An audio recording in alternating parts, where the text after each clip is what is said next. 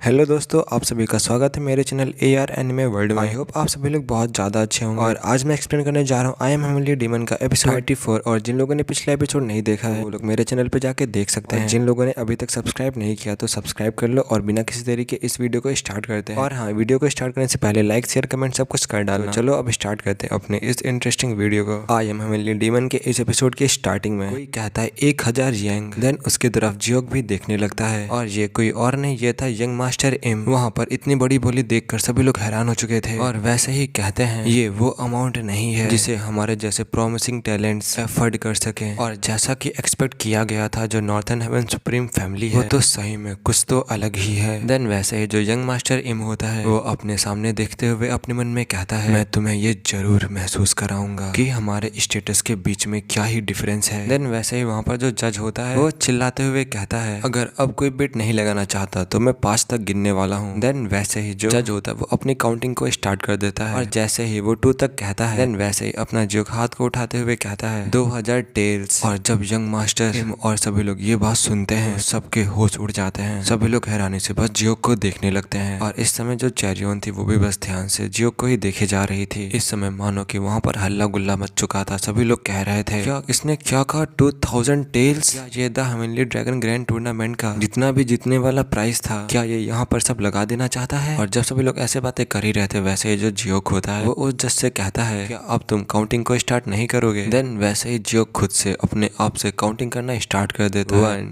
2 3। Then जो जज भी होता है वो भी चिल्लाते हुए कहता है लड़के ने 2000 टेल्स बोले हैं, क्या अब कोई और बेट नहीं लगाना चाहता? देन वैसे ही जो यंग मास्टर इम होता है वो दोबारा से बिट लगाते हुए कहता है 2500 टेल्स। देन वैसे ही जियोक कहता है 3000 टेल्स। देन यंग मास्टर इम कहता है 4000। देन जियोक कहता है 5000। दोबारा से यंग मास्टर कहता है 6000। और वो लोग ऐसे ही बिट को लगाते जा रहे थे। इस समय जो चेरियोन थी वो बस उन्हीं दोनों को देख रही थी और उन्हें देखते हुए अपने मन में कहती है ये सब कुछ अब कुछ ज्यादा ही दूर जा रहा है। देन दोबारा से हमें जियोक को दिखाया जाता है जो कि इस समय कुछ नहीं बोल रहा और शायद कुछ अपने मन में सोच रहा था। वैसे ही जो चेरियोन होती है वो जियोक की तरफ देखते हुए अपने मन में कहती है हे अब रुक भी जाओ, ये बहुत ज्यादा हो रहा है। जियोक भी उसकी आंखों में देखते हुए अपने मन में कहता है क्या मैं रुक जाऊं? हाँ, हम केवल सिर्फ 1 घंटे तक बात करेंगे। देन इस समय जो जज होता है वो जियोक की तरफ देखते हुए अपने मन में कहता है ये हरामी बास्टर्ड कहीं का, ऐसा लगता है कि इसके पास अब और मनी नहीं है क्योंकि जो प्राइस मनी था वो सिर्फ 5000 टेल्स ही था। देन दोबारा से जज कहता है तो चलो अब इसे यहीं पर खत्म करते हैं। और जब जियोक ये सुनता है तो वैसे ही जियोक अपने कप को टेबल पर रख देता है और इस बार सीरियस में आते हुए कहता है 10,000 टेल्स। और जब वहाँ पर सभी लोग ये सुनते हैं तो सभी लोग हैरान हो जाते हैं और कहते हैं क्या इतना बड़ा अमाउंट? इस समय वहाँ पर सभी लोग हैरान हो चुके थे। देन वैसे ही जज भी चिल्लाते हुए कहता है क्या तुम ये कह रहे हो कि तुम्हारे पास 10,000 टेल्स हैं? और इस समय जो चेरियोन थे वो भी बस ध्यान से जियोक को ही देखे जा रही थी। और वहाँ पर जो लोग थे वो कह रहे थे जो 10,000 टेल्स हैं वो बहुत ज्यादा ही हैं, ये प्राइस तो बहुत ज्यादा बड़ा है। इस समय जो जज था ये सुनने के बाद वैसे ही अपने मन में कहता है ये अमाउंट इतना ज्यादा बड़ा है कि जो हमारे यंग मास्टर है वो भी इतने बड़े अमाउंट को इतनी जल्दी प्रिपेयर नहीं कर सकते। और इसके अलावा जो हमारे पैट्रियार्च हैं अगर वो जान जाए कि वो मतलब जो हमारे यंग मास्टर वो इतने ज्यादा अमाउंट को यहाँ पर खर्च करके आए हैं तो फिर तब जो चीजें होंगी वो और भी ज्यादा सीरियस होने लगेंगी। और इसके अलावा ये थोड़ा सा ह्यूमिलेटिंग भी लगेगा। लेकिन इस समय यंग मास्टर को पीछे हट जाना चाहिए। देन दोबारा से हमें यंग मास्टर इम को दिखाया जाता है जो कि कहता है तुमने क्या कहा? क्या तुमने 10,000 टेल्स कहा? क्या तुम्हारे अंदर इतना कॉन्फिडेंट है कि तुम इसे आगे बढ़ा सकते हो? दोबारा से जियोक हंसते हुए कहता है 12,000 टेल्स। बिट लगाने के बाद दोबारा से जियोक कहता है अगर तुम्हारे लिए ये प्राइस कुछ ज्यादा बड़ा है तो फिर तुम यहीं पर हार मान सकते हो। और जब यंग मास्टर इम ये बात सुनता है तो वैसे ही जियोक से कहता है अगर तुम एक मर्द हो तो फिर तुम किसी भी चीज को सेक्रीफाइस कर सकते हो उस वुमेन के लिए जिससे कि तुम प्यार करते हो। और ये कहने के बाद बिट लगाता है 13,000 टेल की। देन दोबारा से जियोक कहता है 14,000 टेल्स। क्या अब तुम्हारा हार मानने का मन है? लेकिन यंग मास्टर इम भी हार नहीं मानता है, वो भी बिट लगाता है 15,000 टेल्स की। इस समय सभी लोग वहाँ पर आपस में बात करने लगे थे जियोक और यंग मास्टर इम के बारे में। इतना ज्यादा प्राइस अमाउंट को देख करके सभी लोग बहुत ज्यादा हैरान हो चुके थे। लेकिन वैसे ही हमें दोबारा से जियोक को दिखाया जाता है जो कि इस समय बहुत जोरों जोरों से हंस रहा था और जोरों जोरों से हंसते हुए कहता है मैं हार मानता हूँ। और जब यंग मास्टर इम ये बात सुनता है तो वो भी बस ध्यान से जियोक को देखने लगता है। देन दोबारा से जियोक कहता है ईमानदारी से कहूँ तो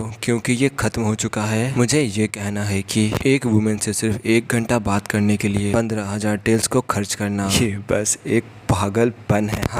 क्यों, मैंने सही कहा ना। इस समय जो यंग मास्टर इम था वो बहुत ज्यादा गुस्सा हो चुका था और बहुत ज्यादा ही डार्क कलर के ऑरा को निकालने लगा था और बस गुस्से के मारे जियोक ली ग्यून को देख रहा था। देन वैसे ही हमें जज को दिखाया जाता है जो कि अपने मन में सोचते हुए कहता है, डैम बहुत बुरा हुआ, अगर ये सब कुछ ऐसे ही खत्म होता है तो जो भुगतेगा वो और कोई नहीं, वो मैं हूँगा। मुझे यंग वॉरियर इम का फेस बचाना पड़ेगा, भले ही मुझे इस ऑक्शन को नीलाम करना पड़े तब भी। देन वैसे ही जज आगे आते हुए कहता है, ओ यंग वॉरियर जियोक ली ग्यून, ये जो ऑक्शन है ये कोई जोक बिल्कुल भी नहीं है। क्या तुम्हारे पास सही में 10,000 टेल्स हैं? और जब जियोक ये बात सुनता है तो वैसे ही एक पर्चे को निकालते हुए टेबल पे पटकते हुए कहता है, तुम खुद से इसे चेक कर सकते हो। देन जो जज होता है वो उस पर्चे को खोल लेता है और पढ़ते हुए कहता है, ये एक जेन्युइन बिल है, जहाँ से मनी आएगा ये उसका पूरा हिसाब है। देन वैसे ही जो जियोक होता है वो जज से कहता है, मैंने इसे कमाया है। देन जज भी जियोक से पूछता है, तुमने इतना बड़ा अमाउंट कैसे कमाया? भले ही तुम्हारी उम्र में तुम्हारी मार्शल आर्ट कितनी ही अच्छी क्यों ना हो, तब भी तुम इतना ज्यादा अमाउंट नहीं कमा सकते। जियोक जज से कहता है, जो तुम्हारी लॉयल्टी है वो सही में कमांडेबल है, बहुत ज्यादा ही प्रशंसा करने वाली है, लेकिन मुझे इस समय ऐसा लग रहा है कि तुम फोर्सली मुझसे लड़ना चाहते हो। क्या मुझे तुम्हें जवाब देना होगा? और जब जज जियोक की बात सुनता है तो वो बहुत ज्यादा घबरा जाता है और फिर वैसे ही घबराते हुए कहता है, ओह नहीं, आपको जवाब देने की कोई भी जरूरत नहीं है। देन ये कहने के बाद जज चेरियन से कहता है, यंग वॉरियर मिस जियोंग, कृपया करके आप अपनी सीट यंग मास्टर इम के साथ ले लीजिए। लेकिन इस समय जो अपना जियोक था वो बस शांति से चाय पी रहा था, वहाँ पर जो हो रहा था बस शांति से देख रहा था। देन दोबारा से जज कहता है, तो फिर मैं अब यंग मास्टर यंग के लिए ऑक्शन को शुरू करता हूँ। और अब इसी के साथ यहीं पे सीन कट होता है। अब हमें एक जगह का सीन दिखाया जाता है और वहीं पर कोई एक पन्ने को पकड़ते हुए कह रहा होता है, चलो ये फाइनली अब ओवर हुआ। इससे पहले कि ड्रैगन एंड फिनिक्स अपनी बातें खत्म करें, मुझे जल्दी से काम निपटाना होगा। और ये सब कुछ कोई और नहीं जज कह रहा होता है। देन दोबारा से जज कहता है, किसी भी मामले में जो वो राइटियर स्वॉर्ड सेक्ट की कुतिया है वो सही में बहुत ज्यादा ही भाग्यशाली है, उसके पास उसके चेहरे के अलावा कुछ भी नहीं है। वैसे भी मैंने उस बिच को 15,000 टेल्स में से आधा दे दिया है, इसीलिए उसकी मदद नहीं की जा सकती। लेकिन अगर मैं इस बचे हुए आधे हिस्से को ले लूं जिसे मैं डोनेट करना चाहता था, और जब जज ये सारी बातें कह ही रहा था वहाँ पर अपना जियोक भी आ जाता है और फिर वैसे ही उस जज से कहता है, अगर तुम इस डोनेट करने वाले अमाउंट को ले लेते हो तो फिर जो इम हैगी होगा तो फिर वो तुमसे बहुत ज्यादा ही प्रसन्न होगा। क्यों, मैंने सही कहा ना। और जब जज जियोक को इतने पास देखता है और जियोक की आवाज सुनता है तो फिर वो बहुत जोरों से चिल्लाता है और चिल्लाते हुए कहता है, आखिरकार तुम यहाँ पर अंदर कैसे आ गए? लेकिन दोबारा से जियोक जज से कहता है, क्या तुमने ये नहीं कहा था कि जो ये पैसा होगा वो जरूरतमंदों के लिए होगा, जिसे इस पैसे की जरूरत होगी तुम उससे इस पैसे को दोगे? इसीलिए चेरियन ने तुम्हारी ट्रिक्स को एक्सेप्ट कर लिया। और जब जज कुछ बोलने ही जा रहा था वैसे ही जियोक बहुत जोरों का मुक्का जज के फेस के ऊपर मारता है और इस मुक्के की वजह से जज की हालत बहुत ज्यादा ही बुरी हो चुकी थी, यहाँ तक कि उसके मुंह से खून की छींटियां भी हवा में उड़ने लगी थी और फिर वैसे ही जाके धड़ाम से जमीन पर गिरता है। इस समय बस जियोक शांति से खड़ा होकर बस उसे जज को देख रहा था। देन दोबारा से जज चिल्लाते हुए कहता है, आखिरकार वो सभी लोग बाहर क्या कर रहे हैं? जब जियोक जज की बात सुनता है तो वैसे ही हंसते हुए कहता है, यहाँ पर तुम्हें बचाने के लिए कोई भी नहीं आने वाला, मैंने उन सभी को सुला दिया है। तुम बहुत ज्यादा ही पिटफुल हो कि तुम ये सोचते हो कि वो लोग तुम्हें प्रोटेक्ट कर सकते हैं, जबकि हमें यह भी नहीं पता था कि पैसा गबन करने की आपकी ट्रिक्स हमें पता चल गई हैं। जज दोबारा से कहता है, क्या तुम्हें ये पता है कि मैंने ये पैसा कैसे कमाया है? जब जियोक उसकी बात सुनता है तो वैसे ही उसके हाथों के ऊपर अपना पैर रख देता है जिसकी वजह से वो बहुत जोरों से चिल्लाता है। देन वैसे ही जियोक उसके हाथों से पैसा छीनते हुए हंसते हुए कहता है, मैं तुम जैसे कमीने से इस पैसे को ले रहा हूँ। तुम सभी लोग उस तरह के विलन्स हो जिन्होंने इम हैगी के बुरे कामों को छुपाने के लिए सब कुछ करते हो। क्या तुम ये सोचते हो कि मुझे कुछ पता नहीं है? इस समय जो जज था वो बहुत ज्यादा हैरान हो चुका था और बस ध्यान से अपने जियोक को ही देख रहा था। और फिर वैसे हमें उस जज की बहुत ज्यादा चिल्लाने की आवाजें आती हैं, लेकिन उसकी क्या हालत हुई हमें वो नहीं दिखाया जाता है। और अब दोबारा से यहीं पर सीन कट होता है। अब हमें रात के टाइम पर एक जंगल का सीन दिखाया जाता है जहाँ पर चांद की चांदनी रोशनी चारों तरफ फैली हुई थी और उसी खूबसूरत रात में अपने जियोक और चेरियन दोनों ही वहीं पर थे। और वहाँ पर जो चेरियन होती वो जियोक से कह रही होती है उसने उस पैसे को हड़पने की कोशिश की। देन वैसे ही जियोक कहता है, हाँ तुम सही कह रही हो, इस पैसे को हड़पने की कोशिश कर रहा था, इसीलिए मैंने उससे ये पैसा ले लिया और इस पैसे का इस्तेमाल किसी अच्छे उद्देश्य के लिए किया जाना चाहिए। और जब चेरियन जियोक की बात सुनती है तो वैसे ही हंसते हुए जियोक से कहती है, मैंने कभी ऐसा नहीं सोचा था कि जो यंग मास्टर इम होगा वो कभी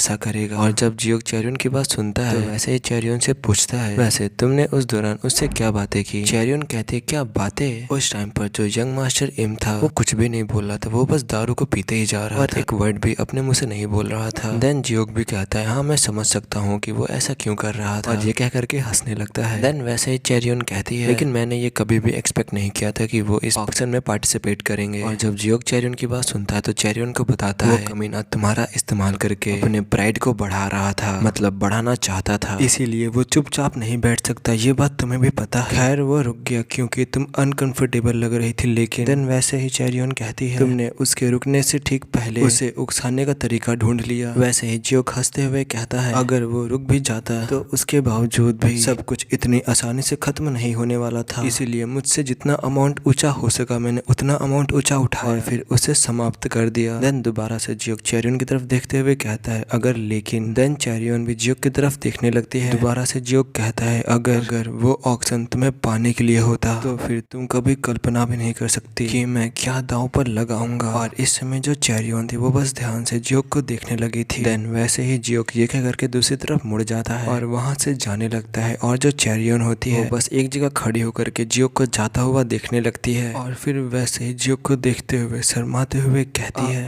आखिरकार ये सडन कन्फेशन का क्या मतलब था। और अब इसी के साथ में यहीं पर सीन कट होता है। अब हमें दूसरे दिन सुबह का सीन दिखाया जाता है और कहीं पर एक आदमी गुस्से के मारे एक पॉट को फोड़ देता है, और ये कोई और नहीं यंग मास्टर इम होता है। और फिर वैसे ही यंग मास्टर इम उस जज से कहता है, तुम वो पैसा भी वापस नहीं ला सके। देन वैसे ही हमें उस जज का चेहरा दिखाया जाता है, इस समय बहुत ज्यादा ही सूजा हुआ होता है, बहुत ज्यादा ही चोटों के निशान होते हैं उसके चेहरे पर। और फिर वैसे ही यंग मास्टर इम से कहता है, सच्चाई ये है कि जब आप यंग फीमेल वॉरियर जियोंग से बात कर रहे थे तब मैं पैसों का हिसाब कर रहा था, लेकिन उस बास्टर्ड जियोंग को पता था कि मैं क्या कर रहा हूँ और उसने मुझे ढूंढ लिया। देन ये सुनने के बाद वैसे यंग मास्टर इम अपने मन में कहता है, आखिरकार ये कमीना हमसे चाहता क्या है, और इसकी वजह से मेरा बहुत ज्यादा पैसा बर्बाद हो चुका है, और ऐसा लगता है कि ये कमीना मेरे साथ खेल रहा है। और जो लोग मेरी आंखों में सही से देख भी नहीं पाते हैं, कल वो लोग मुझे ह्यूमिलेट कर रहे थे सिर्फ और सिर्फ उस लड़की की जियोक ली गुन की वजह से। देन वैसे ही जो जज होता है वो यंग मास्टर इम से कहता है, हमें उसका हिसाब करना होगा। और जब यंग मास्टर इम उसकी बात सुनता है तो वैसे उस जज की तरफ देखते हुए कहता है, तुमने क्या कहा उसके साथ डील करना, क्या तुम the heavenly dragon grand tournament के विनर को मारना चाहते हो? और जब जज